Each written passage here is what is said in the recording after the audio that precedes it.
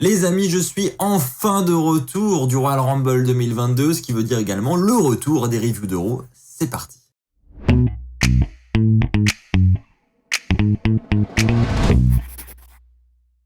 Bonjour à toutes et à tous, je suis très heureux. Ça fait longtemps, ça fait 2 semaines qu'on ne s'est pas retrouvé pour une review d'un show de la WWE. Je suis de retour chez moi, c'est donc le retour officiel des reviews de shows, des vidéos news, etc.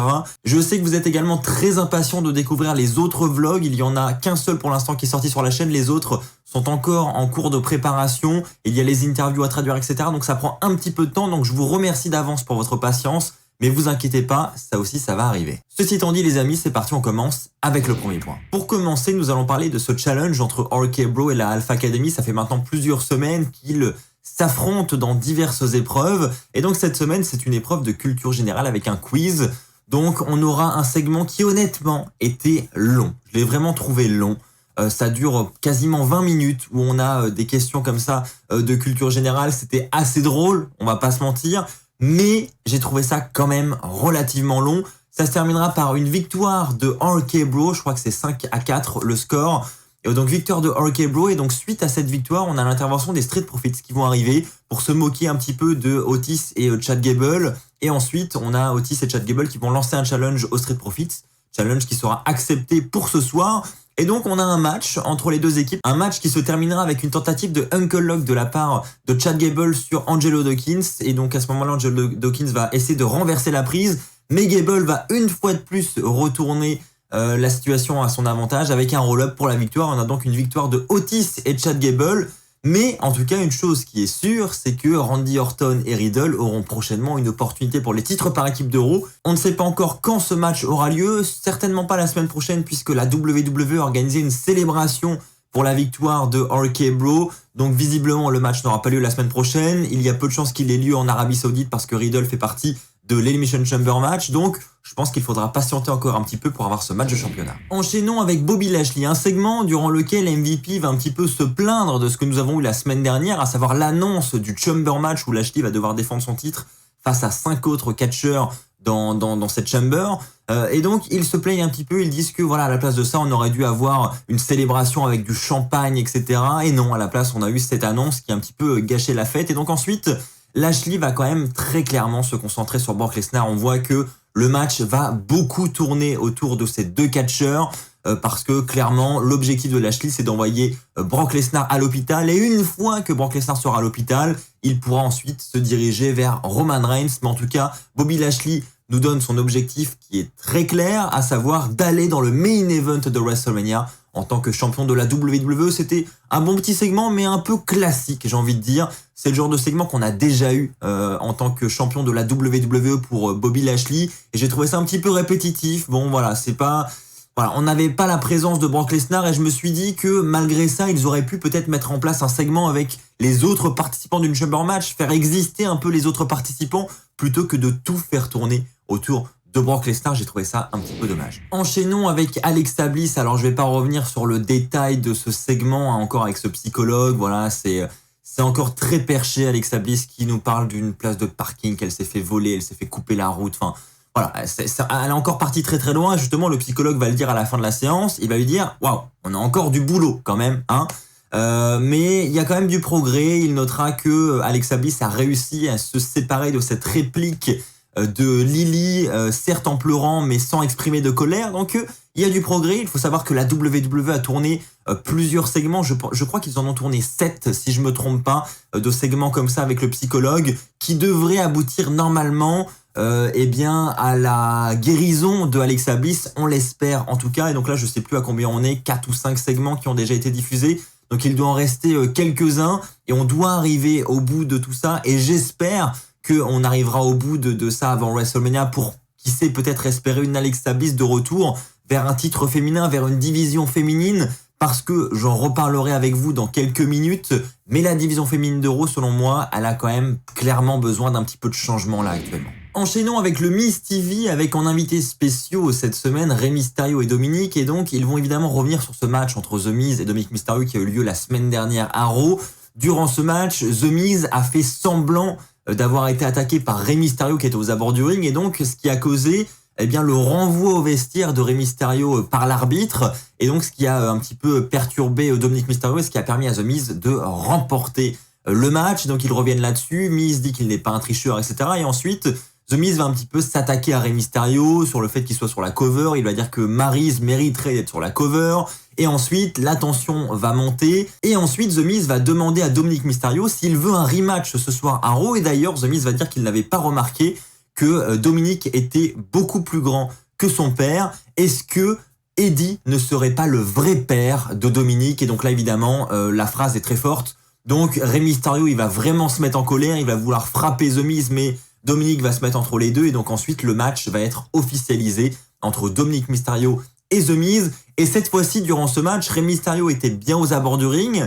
Et cette fois-ci, il va réellement intervenir pour faire tomber The Miz. Et il va donc lui coûter le match au passage. On aura donc une victoire de Dominic Mysterio. Honnêtement, une petite rivalité entre The Miz et les Mysterio, ça me paraît vraiment pas mal. Et je pense que The Miz peut également être l'homme idéal pour semer un petit peu la pagaille entre Rey Mysterio et Dominic. Surtout à l'approche de WrestleMania, je pense qu'on se dirige vers un programme Rey Mysterio contre Dominic Mysterio à WrestleMania. Et je pense honnêtement, encore une fois, que The Miz est la bonne personne pour semer la pagaille entre les deux. Enchaînons avec un match entre Kevin Owens et Austin Theory, une revanche de la semaine dernière, puisque Austin Theory a battu Kevin Owens pour se qualifier pour le Chamber match. Et donc cette semaine, Kevin Owens, il a cette volonté de revanche, cette volonté de battre Austin Theory pour prendre sa place dans le Chamber match. Et il va réussir à battre Austin Theory suite à son stunner. Encore une fois, un beau match entre les deux catcheurs. Et donc, après le match, plus tard dans la soirée, il va aller retrouver Adam Pearce et Sonya Deville en coulisses pour leur dire « Bon, c'est bon, j'ai battu Austin Theory, j'intègre le Chamber match maintenant, c'est bon. » Et là, Adam Pearce et Sonya Deville vont lui dire « Bah non, en fait, c'était pas comme ça que c'était prévu. Les matchs de qualification, c'était la semaine dernière. Maintenant, c'est trop tard. » Et donc ensuite, Kevin Owens va s'énerver un petit peu. Et puis, Sonya Deville va lui dire, tu sais, pour l'instant, tu n'es même pas prévu pour WrestleMania. Et donc Kevin Owens dit quoi? C'est n'importe quoi. Le Texas m'adore. J'ai fait mes débuts à WrestleMania au AT&T Stadium en 2016 à WrestleMania 32. J'ai remporté mon premier titre intercontinental là-bas. Enfin, voilà, il va énumérer tous ses exploits qu'il a réalisés au Texas et il va dire, voilà, le peuple texan veut me voir à WrestleMania. Et donc, il va repartir grave vénère et on a donc une Sonya Deville qui annonce que Kevin Owens n'est pas prévu pour WrestleMania. Je ne sais pas dans quelle direction ils veulent aller pour Kevin Owens à l'approche de Mania, mais c'est vrai que ce segment était assez étrange. Enchaînons avec Lita qui a un petit segment pour promouvoir son match face à Becky Lynch du côté de Elimination Chamber, et honnêtement j'ai bien aimé le segment entre les deux catcheuses. On a Becky Lynch qui va rapidement intervenir pour couper Lita, qui va lui dire que voilà, franchement elle a grandi avec Lita, Lita était une source d'inspiration, que sans Lita il n'y aurait pas eu de Becky Lynch, mais ensuite elle va enclencher la deuxième pour dire que maintenant qu'il y a une Becky Lynch, il n'y a plus de Lita.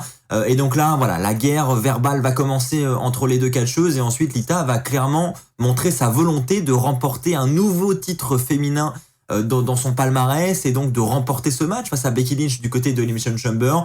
Ensuite, la tension va monter entre les deux catcheuses. Becky Lynch va attaquer Lita. Elle va ensuite repartir en direction des coulisses, puis revenir pour rajouter une couche. Mais là, Lita va prendre l'avantage, va réaliser un twist of fate, suivi de son moonsault. Et ensuite, on a la célébration de Lita. Honnêtement, j'ai trouvé que c'était un beau segment cette semaine à Raw pour promouvoir la rivalité. J'ai hâte de voir la suite. C'est franchement un match qui ne sera pas exceptionnel du côté de Elimination Chamber parce que voilà, c'est Lita. Elle n'a plus 20 ans non plus, mais la voir face à Becky Lynch, c'est quand même assez improbable et assez intriguant. Enchaînons avec le main event de la soirée. C'est un match entre Seth Rollins et Riddle. Honnêtement, un très beau combat, encore une fois, pour ce main event. C'est très bien parti et donc à la fin du combat, alors que les deux catcheurs étaient à l'extérieur du ring, on a justement Kevin Owens qui va débarquer pour attaquer Riddle et donc causer la disqualification auprès de Riddle. On a donc une victoire de Riddle par disqualification. Et donc là, ça va vraiment dégénérer. Randy Orton va arriver aussitôt pour défendre son pote Riddle. Il va asséner un RKO sur Kevin Owens. Ensuite, on aura un face-à-face avec Seth Rollins et le match va rapidement se transformer en match par équipe pour ce main event de Raw avec d'un côté Randy Orton et Riddle, RK Bro, et de l'autre côté Kevin Owens et Seth Rollins. On aura là encore un beau match pour conclure cet épisode de Raw avec un Orton qui va prendre l'avantage. On aura ensuite un hot tag de la part de Riddle et Riddle là va perdre l'avantage puisque Rollins va réaliser un stomp pour la victoire. On aura donc une victoire de Seth Rollins et de Kevin Owens. Mais après le match, on a Randy Orton qui va monter sur le ring pour faire un RKO sur Kevin Owens.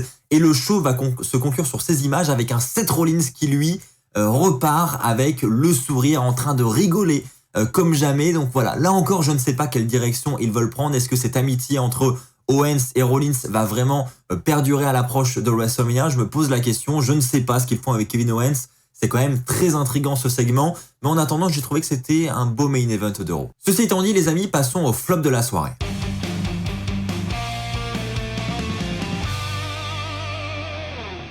Pour le flop de la soirée, j'en ai parlé avec vous tout à l'heure, je voulais parler de la division féminine parce que je trouve que voilà, c'est un peu toujours la même chose en ce moment et je trouve que la division ne se renouvelle pas assez. Là, on a l'exemple parfait, on a un Elimination Chamber match d'organiser pour le prochain pay-per-view en Arabie Saoudite pour la division féminine. On n'a pas de match de qualification, on annonce les participantes comme ça. Donc on a Nikki ASH contre Bianca Belair à Raw cette semaine et c'est vrai que on peut se dire faire des matchs de qualification c'est compliqué parce qu'on n'a pas un très gros roster féminin.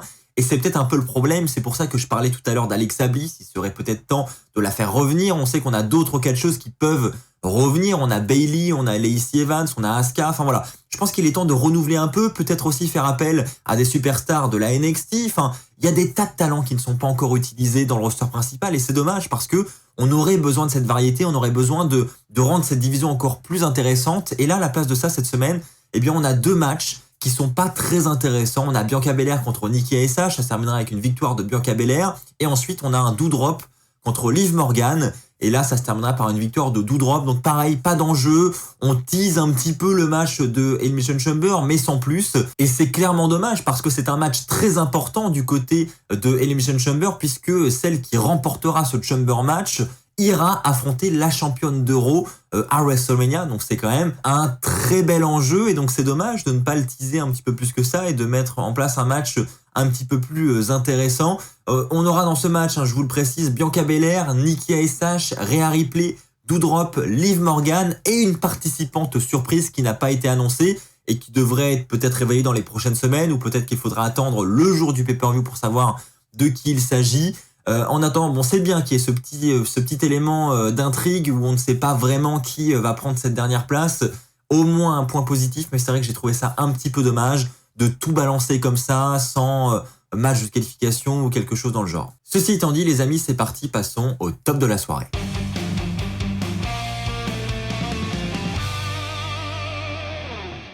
Pour le top de la soirée, je vais parler de ce match entre Damien Priest et AJ Styles. Alors le titre des États-Unis n'était pas en jeu, mais on semble prendre la direction d'une rivalité entre Damien Priest et AJ Styles pour ce titre.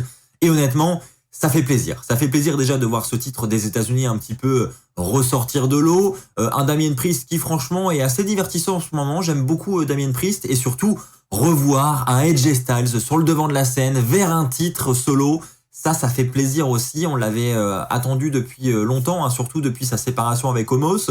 Le pauvre, il fait pas grand-chose de très intéressant. Donc là, ça fait plaisir de le voir de retour dans un programme comme ça. Et je tenais à le souligner, le match était franchement sympa. Ça se terminera par un Phenomenal Forearm de AJ Styles pour le compte de 3. Donc victoire clean en plus sur Damien Priest. Donc clairement, la future rivalité ou du moins le futur match de championnat est quasi officiel, c'est une certitude et c'est une très bonne chose. Honnêtement, un petit AJ Styles là maintenant, champion des États-Unis, j'avoue ça ferait plaisir. Voilà les amis, c'est ainsi que s'achève cette review de Raw. Merci à tous de l'avoir suivi, j'espère qu'elle vous aura plu. N'hésitez pas à vous abonner. Encore une fois, les vlogs du Rumble arrivent à grands pas. Je vais travailler dessus juste après cette vidéo, comptez sur moi. Merci à tous pour votre fidélité, on se retrouve très très vite. D'ici là, portez-vous bien et n'oubliez pas, soyez toujours très fiers d'être fan de catch. Allez, bye tout le monde!